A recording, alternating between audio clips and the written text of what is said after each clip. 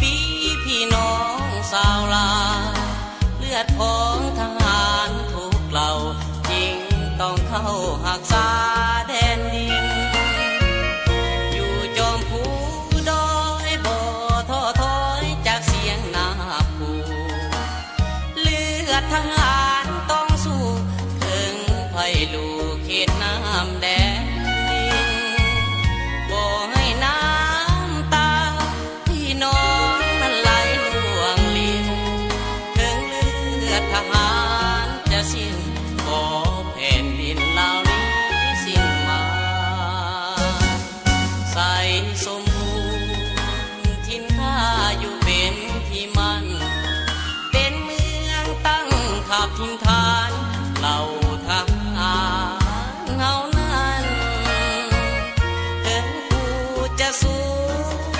หน้าผาที่นั่นจะสั่นข้ายังบ่เคยได้วันต่อ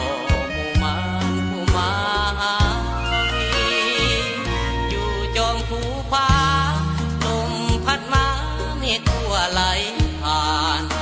ลมฟ้าลมฝนหนาวปั่นหนาวยืนสั่นแทบสิ้นชีวิตต้องทนยอมตายให้หลายสายชาติสตรี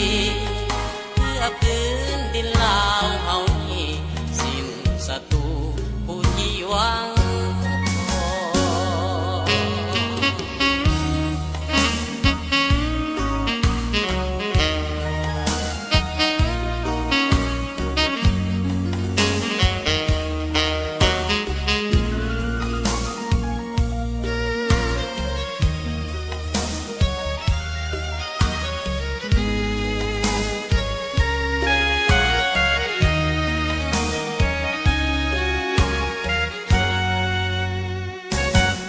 ใส่สม